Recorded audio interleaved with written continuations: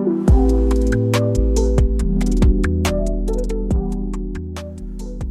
everyone, welcome to lesson 6 in the series. In this episode we're going to be looking at the reflection in the water, just establishing the basic tones and colours, ready for the detail to go on top. So let's get on with that now. Okay, so we've started to establish the main colours and tonal values for the painting. I'm just going to drop in a tonal value for the reflection in the water here. And then we'll start working on the other parts of the painting. So on my palette I've got some light red, some burnt umber, some black and some sap green. So I'm just going to mix up a rough colour there just to get the correct kind of tonal value for that. We'll see how we go.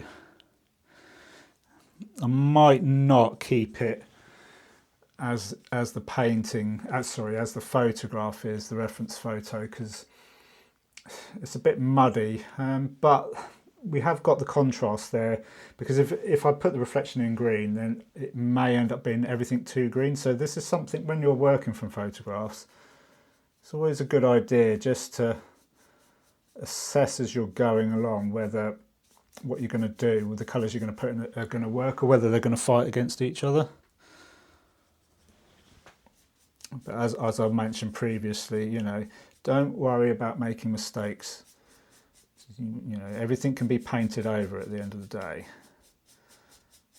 And I do a lot of that, you know. As I said before in lesson 1 and 2 probably, is you should take a step back.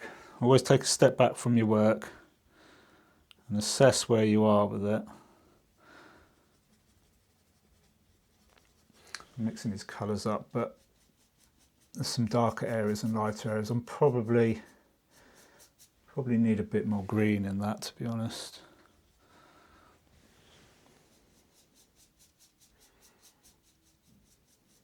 But again, this is not the final detail, as it were. This is just establishing, from the blocking in, we're just establishing the tones and the colours.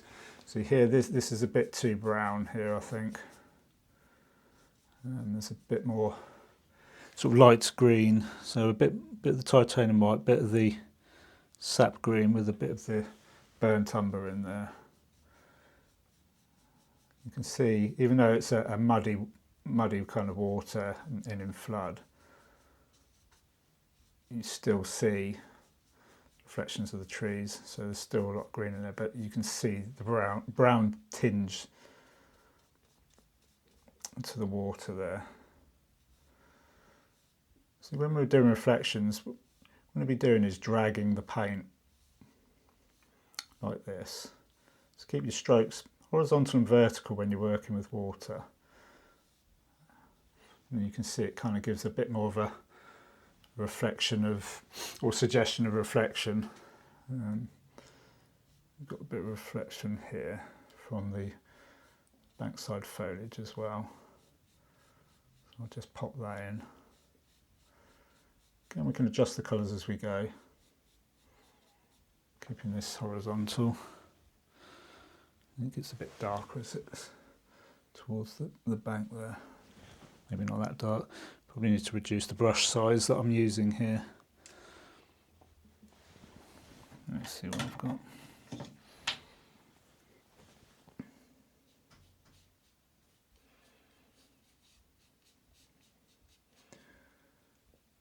Again, I'm just using neat paints at this stage, no thinning down with medium.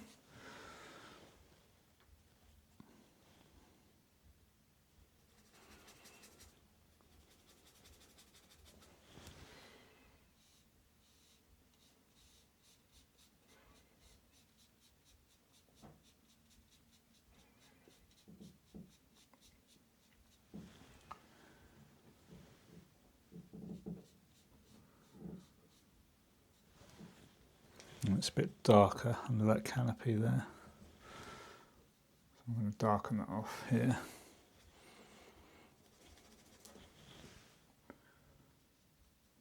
The reflections will have lots of variations in tone and colour. And that's what you want. It won't be just one solid tone or colour at any point. So try and drop a bit more green in there. So as you can see, I'm just dragging the paint down vertically here. And you can do vertical or horizontal strokes to make the water look realistic. But you don't want anything going really like in a diagonal or that kind of direction. You want to keep them very similar like that. But we've established at least the base colour here, and we'll work on that once that's dry.